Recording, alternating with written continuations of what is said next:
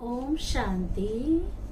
Good morning. आज बाबा की 27/6/2021 की वाणी है। आज बाबा की अव्यक्त वाणी है, तो उसकी रिवाइज कोर्स की डेट है 26/1/88। हेडिंग है संगम युग पर नंबर 1 पूज्य बनने की अलौकिक विधि। संगम युग पर नंबर 1 पूज्य बनने की अलौकिक विधि। सुनते हैं बाबा की वाणी।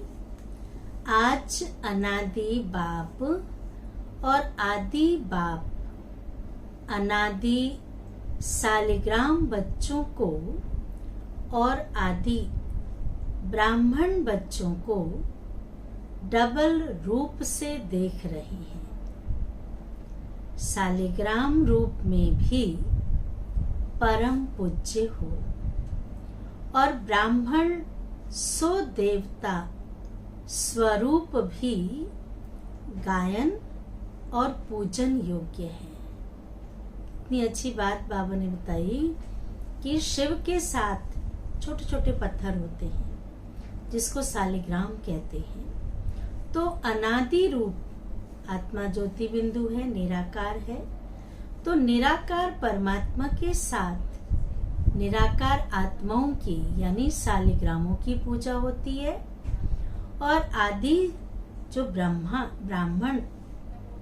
के बच्चे ब्राह्मण, और ब्राह्मण सो फरिश्ता सो देवता बनने वाले हैं।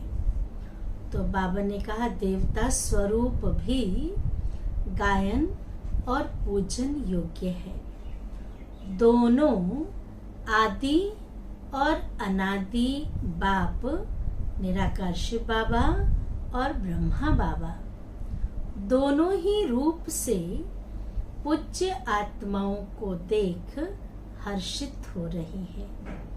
अनादि बाप ने आदि पिता सहित अर्थात ब्रह्मा बाप और ब्राह्मण बच्चों को अपने से भी ज्यादा डबल रूप में पूज्य बनाया।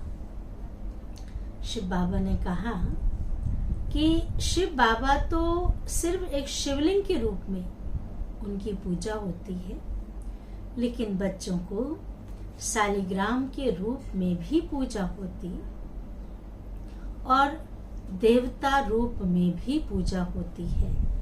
तो डबल पूज्य हो गए ना। अनादि बाप की पूजा सिर्फ एक निराकार रूप में होती है, लेकिन ब्रह्मा सहित ब्राह्मण बच्चों की पूजा, उसमें ब्रह्मा बाबा भी साथ है, ब्राह्मण बच्चों की पूजा निराकार साकार दोनों रूप से होती है। तो बाप बच्चों को अपने से भी ज्यादा डबल रूप से महान बनाते हैं। आज बाप दादा बच्चों की विशेषताओं को देख रहे थे। हर एक बच्चे की विशेषता अपनी अपनी है। कोई बाप की और सर्व ब्राह्मण आत्माओं की विशेषताओं को ध्यान से सुनेंगे। कोई बच्चे बाप की और सर्व ब्राह्मण आत्माओं की विशेषताओं को जान स्वयं में सर्व विशेषताएं धारण कर श्रेष्ठ अर्थात विशेष आत्मा बन गए हैं।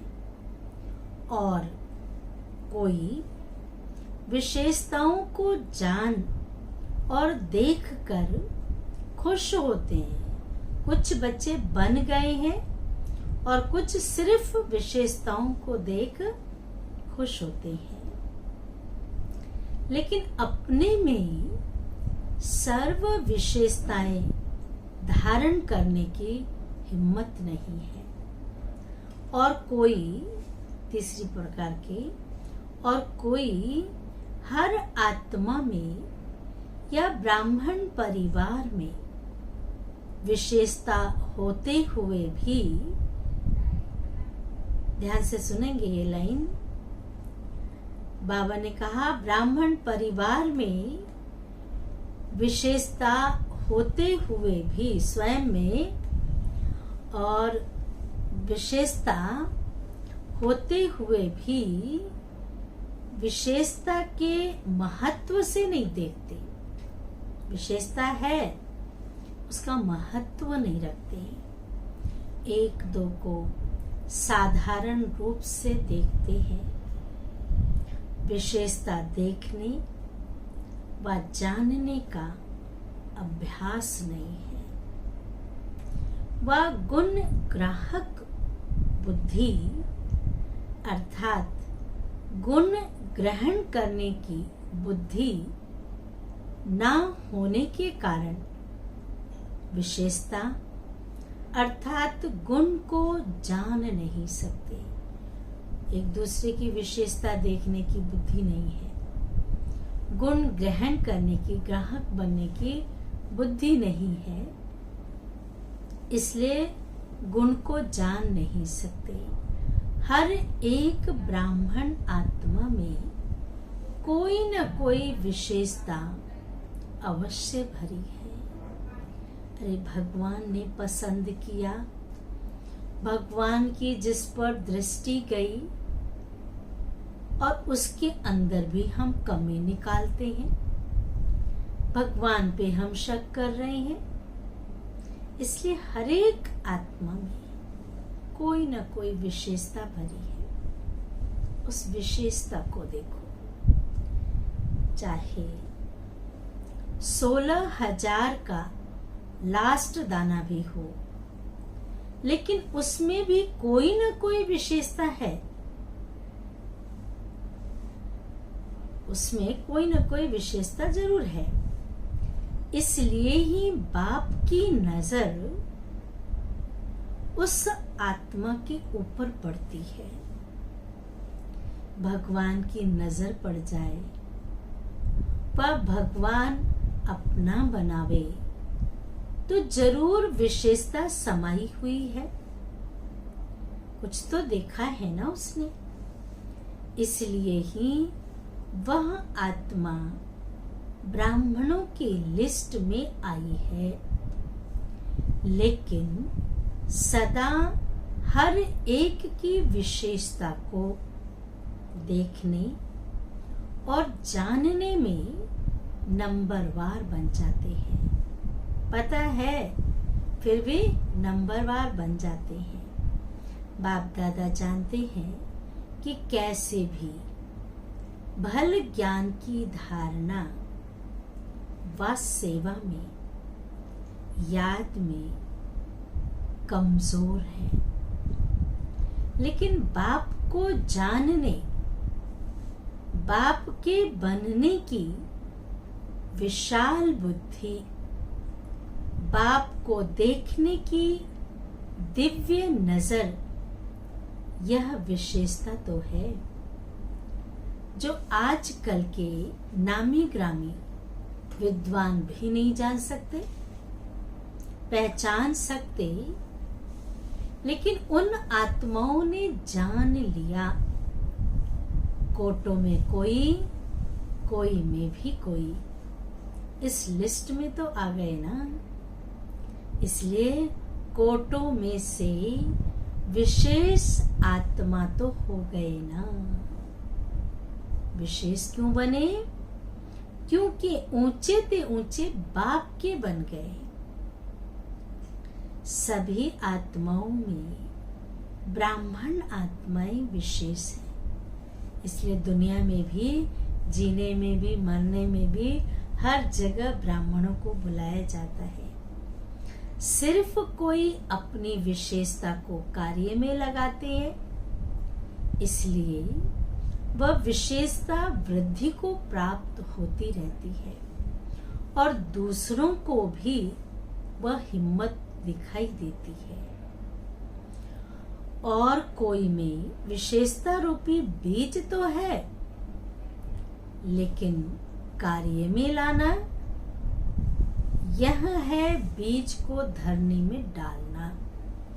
विशेषता है, उसे यूज नहीं करते हैं, उसे कार्य में नहीं लगाते।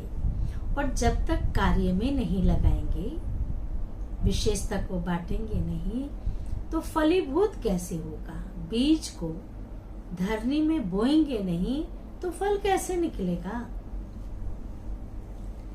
तो बाबा ने कहा कि जब तक बीज को धरनी में नहीं डाले तो वृक्ष नहीं पैदा होता, विस्तार को प्राप्त नहीं कर पाते।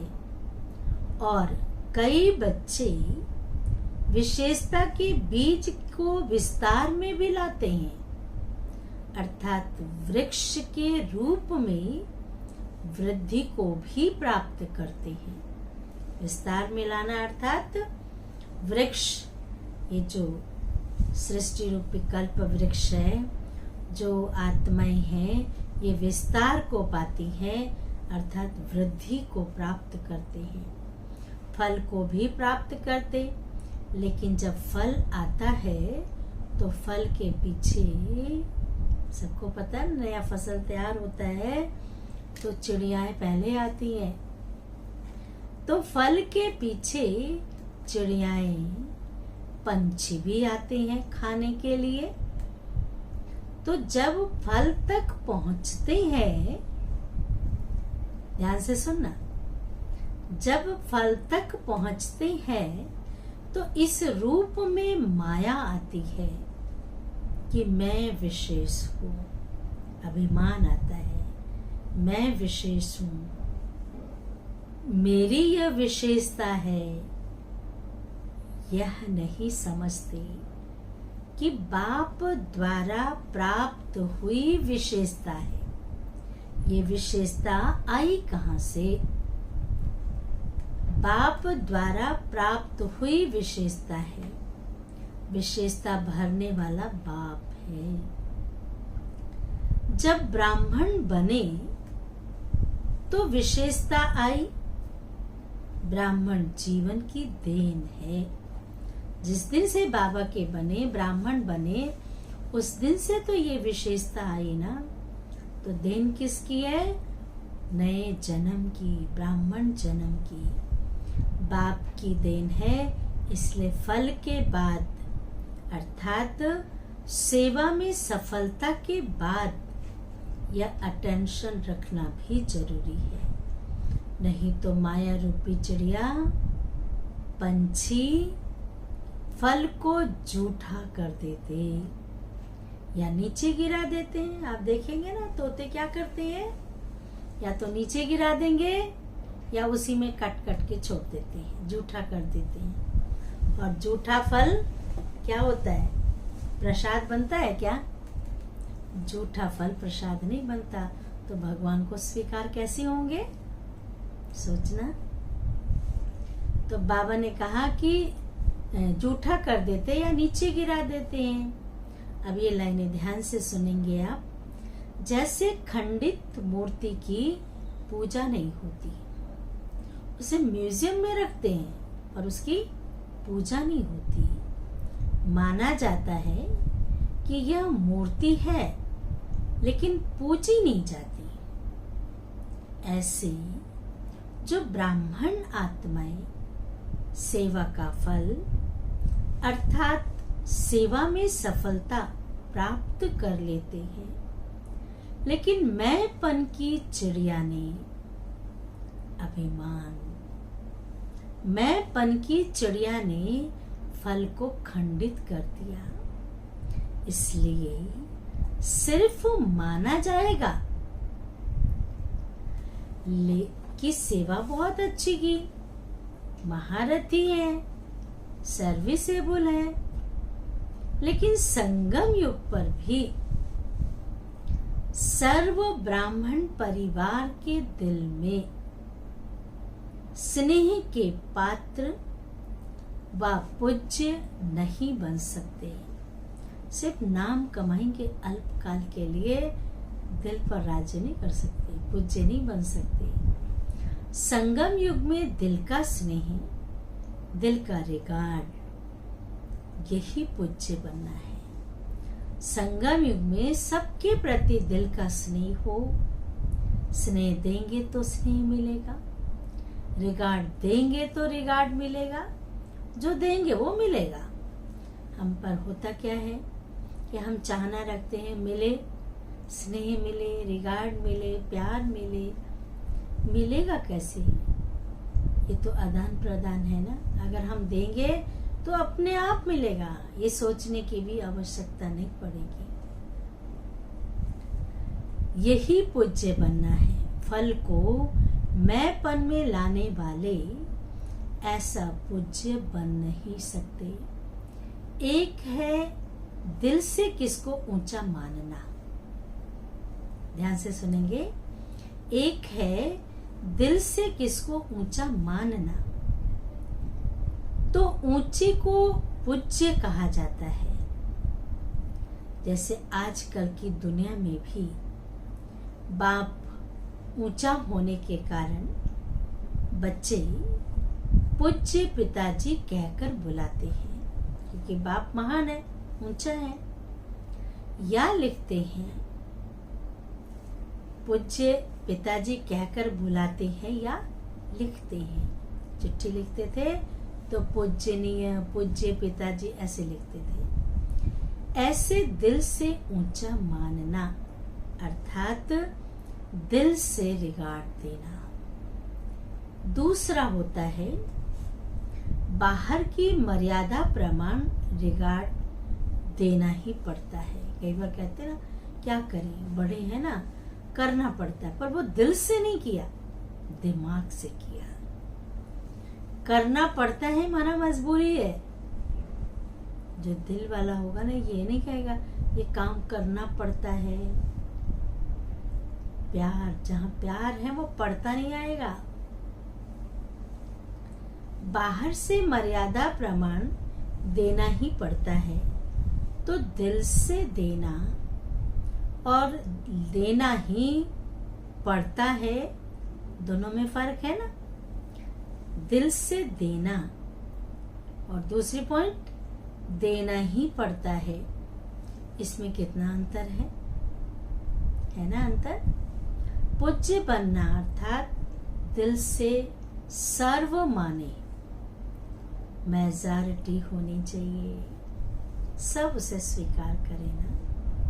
पहले भी सुनाया कि 5% तो रह ही जाता है, लेकिन मेजॉरिटी दिल से माने।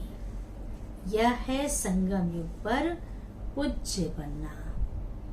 पूज्य बनने का संस्कार भी अभी से ही भरना है, लेकिन भक्ति मार्ग के पूज्य बनने में और अब के पूज्य बनने में अंतर है। अभी भी दोनों में अंतर है ना। अभी आपके शरीरों की पूजा नहीं हो सकती। क्यों नहीं हो सकती?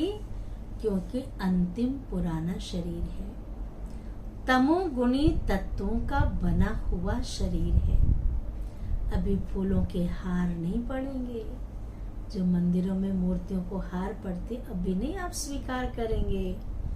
ब्रह्मा बाबा खुद नहीं स्वीकार करते थे, कहते थे किसको माला पहना रहे हो। शिव बाबा को तो शरीर नहीं है, ब्रह्मा बाबा को चाहिए नहीं, तो किसको माला फूल पहना रहे हो। तो बाबा ने कहा अभी फूलों का हार नहीं पड़ेंगे। भक्ति मार्ग में तो देवताओं के ऊपर चढ़ाते हैं। पूज्य की निशानी है धूप जलाना, हार पहनाना, आरती करना, कीर्तन करना, तिलक लगाना, ये सब विधि है। देवताओं के सामने मंदिर में देखेंगे धूप दीप जलाते हैं, हार पहनाते हैं, फूलों का हार, आरती करते हैं, कीर्तन करते हैं बैठे बैठे, उनको तिलक लगाते हैं। संगम युग पर यह स्थूल विधि नहीं है, ये भक्ति मार्ग में होगी। अभी नहीं आपको माला फूल पहनाएंगे, आरती करेंगे, तिलक देंगे, लेकिन संगम युग में सदा दिल से उन पूज्य आत्माओं के प्रति सच्चे स्नेह की आरती उतारते रहते हैं।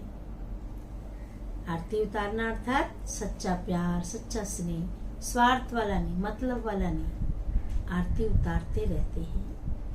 आत्माओं द्वारा सदा कोई न कोई प्राप्ति का कीर्तन करते रहते हैं। कोई न कोई प्राप्ति का, उससे ये हमें प्राप्ति हुई, उसने ये ऐसा कहा तो मुझे ये अच्छा लगा, तो वो जो विशेषताएं है ना, उसका कीर्तन करते हैं।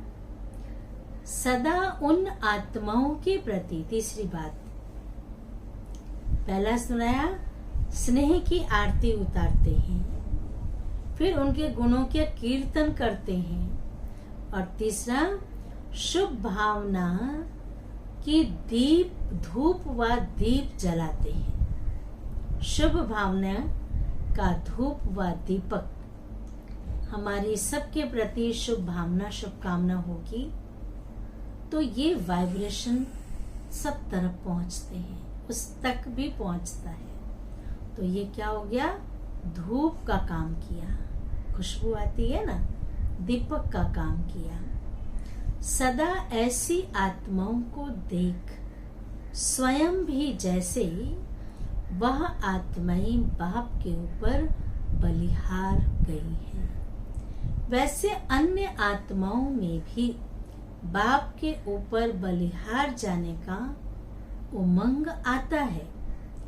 तो बाप के ऊपर बलिहार जाने का हार भी पहनाते हैं ना, तो बाप के ऊपर बलिहार जाने का हार सदा उन आत्माओं को स्वतः ही प्राप्त होता है। ऐसी आत्माएं सदा स्मृति स्वरूप के तिलकधारी होती है। इस अलौकिक विधि से इस समय के पूज्य आत्माएं बनती है। भक्ति में कैसे पूजा होती है और संगम पर कैसे पूजा होती है। भक्ति मार्ग के पूज्य बनने से श्रेष्ठ पूजा अब की है। गुणों का कीर्तन करते हैं, महिमा करते हैं, आरती उतारते हैं, शुभ भावना, शुभकामना की दीप जलाते हैं, बाबा के गले का हार बनने का हार पहनाते हैं, और क्या चाहिए। जैसे भक्ति मार्ग की पूज्य आत्माओं के 2 घड़ी के संपर्क से, अर्थात सिर्फ मूर्ति के सामने जाने से 2 घड़ी के लिए भी शांति, शक्ति, खुशी का अनुभव होता है। मंदिर में भी ऐसी है। मंदिर में जाएंगे, बहुत परेशान होते हैं, मंदिर में जाते ही मन शांत हो जाता है। उन मूर्तियों को देख करके खुशी मिलती है, प्रेम आता है, शक्ति मिलती है। तो बाबा ने कहा आपसे मिलकर के आपके ऐसे आचार विचार हो, व्यवहार हो, आपका चेहरा मुस्कुराहट वाला हो, रूहानी दृष्टि हो, तो आपसे मिलते ही उन्हें उन चीजों की महसूसता होगी। ऐसे संगम युगी पूज्य आत्माओं द्वारा अब भी 2 घड़ी, 1 घड़ी भी दृष्टि मिलने से भी खुशी, शांति व उमंग, उत्साह की शक्ति अनुभव होती है। ऐसी पूज्य आत्माएं अर्थात नंबर 1 विशेष आत्माएं हैं। सेकंड और थर्ड तो सुना दिया, उसका विस्तार क्या करेंगे, है तो सब विशेष आत्माओं की लिस्ट में, लेकिन 1, 2, 3 नंबरवार है। लक्ष्य सभी का नंबर 1 का होता है, तो ऐसे पूज्य बनो। जैसे ब्रह्मा बाप के गुणों के गीत गाते हैं ना, यह सब विशेषताएं पूज्य बनने की व नंबर 1 विशेष आत्मा बनने की ब्रह्मा बाप, उनका नंबर 1 बनने की ब्रह्मा बाप में देखी सुनी ना। तो जैसे ब्रह्मा साकार आत्मा नंबर 1 संगम योगी पूज्य, सो भविष्य में नंबर 1 पूज्य बनते हैं। लक्ष्मी नारायण नंबर 1 पूज्य है ना, ऐसे आप सभी भी ऐसे बन सकते हैं। जैसे बाप के साथ साथ ब्रह्मा की कमाल गाते हैं, ऐसे आप सभी भी सदा ऐसा संकल्प बोल कर्म करो, बाप समान संकल्प बोल कर्म करो जो सदा ही कमाल का हो। जब कमाल होगी तो धमाल नहीं होगी। कमाल नहीं करते तो धमाल करते रहते हो, चाहे संकल्पों की धमाल करते हो, चाहे पानी से धमाल करना समझते हैं ना, हंगामा करना। तो बाबा ने कहा ये नहीं, संकल्पों में भी व्यर्थ तूफान चलता तो ये धमाल है ना, धमाल नहीं लेकिन कमाल करनी है। आज से धमाल बंद, कमाल करनी है, क्योंकि आदि पिता ब्रह्मा के ब्राह्मण बच्चे सदा ही पूज्य गाए जाते हैं। अभी लास्ट जन्म में भी देखो तो सभी ऊंचा वर्ण कौन सा गाया हुआ है? ब्राह्मण वर्ण कहते हैं ना, ऊंचा नाम और ऊंचे श्रेष्ठ काम के लिए भी ब्राह्मण को ही बुलाते हैं। किसके कल्याण के लिए? किसके कल्याण के लिए भी ब्राह्मण को ही बुलाते हैं। तो लास्ट जन्म तक भी ब्राह्मण आत्माओं का ऊंचा नाम ऊंचा काम प्रसिद्ध है, परंपरा से चल रहा है। सिर्फ नाम से भी काम चला रहे हैं, है नामधारी ब्राह्मण, काम नहीं है। काम आपका है लेकिन नाम वालों का भी काम चल रहा है। इससे देखो कि सच्चे ब्राह्मण आत्माओं की कितनी महिमा है और कितने महान है। ब्राह्मण नाम भी अविनाशी हो गया, अविनाशी प्राप्ति वाली जीवन हो गई। नाम भी अविनाशी और अविनाशी प्राप्ति वाली जीवन भी हो गई। ब्राह्मण जीवन की विशेषता है, ध्यान से सुनेंगे, मेहनत कम प्राप्ति ज्यादा, क्योंकि मोहब्बत के आगे मेहनत नहीं है। अब लास्ट जन्म में भी ब्राह्मण मेहनत नहीं करते, आराम से खाते रहते, कथा सुनाया और मंदिर में बैठ गए और कमाई हो रही है। अगर नाम का भी काम करते हैं तो भूखे नहीं रह सकते। इस समय के ब्राह्मण जीवन की विशेषताओं की अब तक निशानियां देख रहे हैं। इतनी श्रेष्ठ विशेष आत्मा हो, समझा? वर्तमान समय पूज्य तो भविष्य के पूज्य, इसको ही विशेष आत्माएं नंबर 1 कहते हैं। तो चेक करो, ब्रह्मा बाप की कहानी सुना रहे हैं ना, अभी और भी रही हुई है। यह ब्रह्मा बाप की विशेषता सदा सामने रखो और किसी बातों में नहीं जाओ, लेकिन विशेषताओं को देखो और वर्णन करो। हर एक को विशेषता का महत्व सुनाकर विशेष बनाओ। दूसरों को बनाना अर्थात स्वयं विशेष बनना, समझा? दूसरों को मदद करते हैं तो वो हमें भी मिलता है।